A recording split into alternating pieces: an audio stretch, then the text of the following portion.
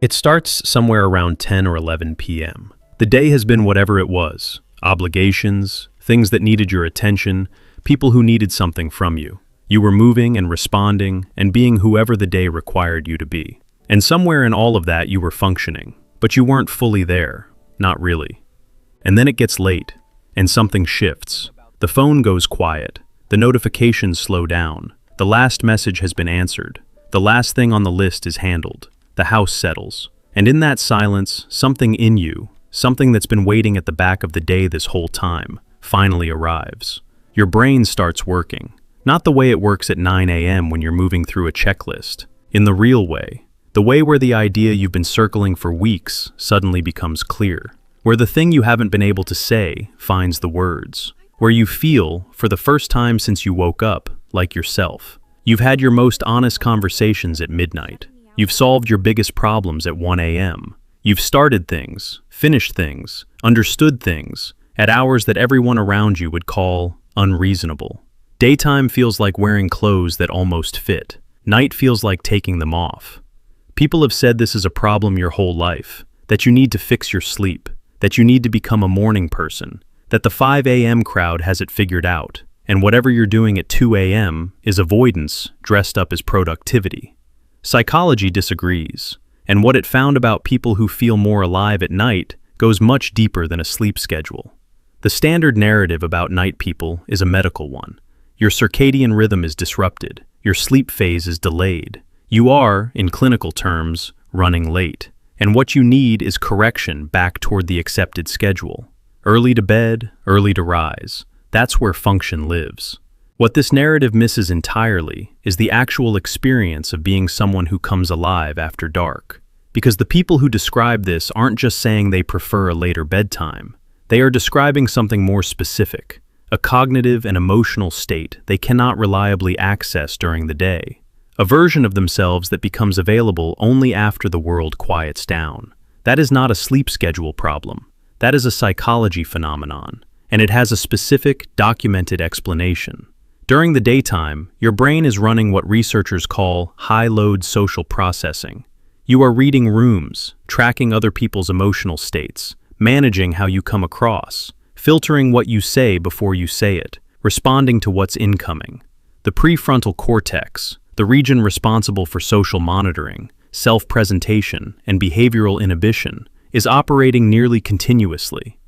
This is not a flaw, it is adaptive. It is what functioning in a social world requires, but it comes at a cost. When the prefrontal cortex is heavily engaged in outward-facing performance, the inward-facing networks, the parts responsible for genuine introspection, creative connection, honest self-assessment, have to compete for resources. During the day, in most social environments, they don't always win. At night, the conditions change. The social demands drop. The incoming signals stop. The brain's performance mode, the system running the version of you that operates in the public world, begins to step back. What activates in its place is what neuroscientists call the default mode network, the constellation of brain regions associated with introspection, imagination, self-referential thinking, and the kind of deep processing that only happens when the external noise goes quiet. The DMN is most active when external demand is lowest. For evening types, that condition reliably arrives at night. The feeling of coming alive after 10 p.m. is not a metaphor. It is the literal activation of a different brain state, one where the performance stops, and the actual cognitive and emotional architecture underneath it finally has room to surface. In 2007, researchers Michela Giampietro and Gianmauro Cavallera published a study in personality and individual differences that tested creative thinking performance across morning and evening types at different points throughout the day.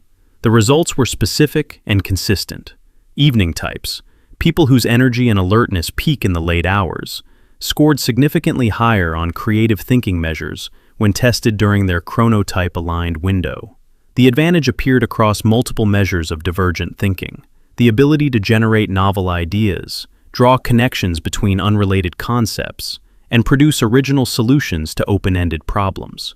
The research showed that the creative advantage of evening types is not a fixed personality trait. It is a time-dependent phenomenon. When evening types operate during their peak hours, their cognitive architecture performs at a level that morning types, tested at the same late hour, cannot match.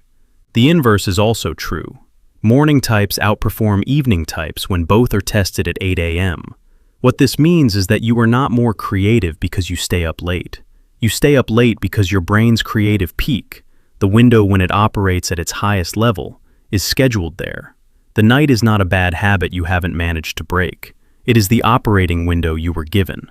And working against it means working against the architecture itself. Here is what the research actually says about people who feel most alive at night. They are not avoiding the day. They are not running from responsibility. They are not simply undisciplined people who never learn to go to bed on time.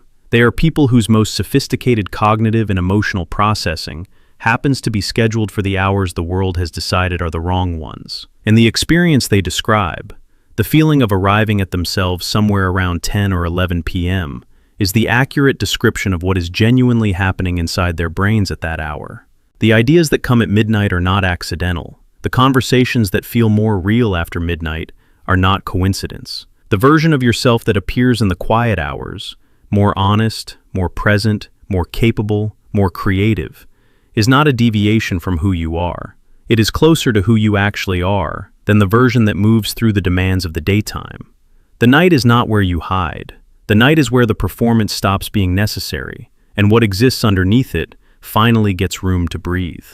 There is a specific kind of loneliness that comes with being a night person in a world that runs on morning schedules. You know what it's like to be at your best when everyone else is going to sleep, to have your clearest thinking in the hours when there's no one left to share it with, to feel most like yourself in the window that the rest of the world has filed under unhealthy, unproductive, and in need of fixing. You have been told your whole life that the goal is to become a morning person, that successful people are up before sunrise, that the night is something to be moved through efficiently so you can wake up and do the real work in the light. But no one stopped to ask what happens to people whose real work has always lived in the dark. The night is quiet in a way the day cannot manufacture. It is genuinely unguarded. No one needs anything from you. No one is watching. The version of yourself that exists for other people finally has permission to stand down. And in that standing down, in the specific quality of silence that settles at 1 a.m. when the rest of the world is gone, something honest becomes available that the noise of the day keeps buried. Not everyone experiences that. Not everyone's brain opens at that hour. But yours does. It always has. And every version of you that ever made sense, every idea that mattered, every conversation that finally said the real thing, every moment of clarity that told you something true about who you are, happened somewhere inside that window. That was never a problem to fix. That was always where you lived. If this describes something you've known about yourself for years but never heard said plainly, subscribe. The next video goes into the psychology of something this generation experiences that almost no one names directly. If this one was accurate, the next one will be too.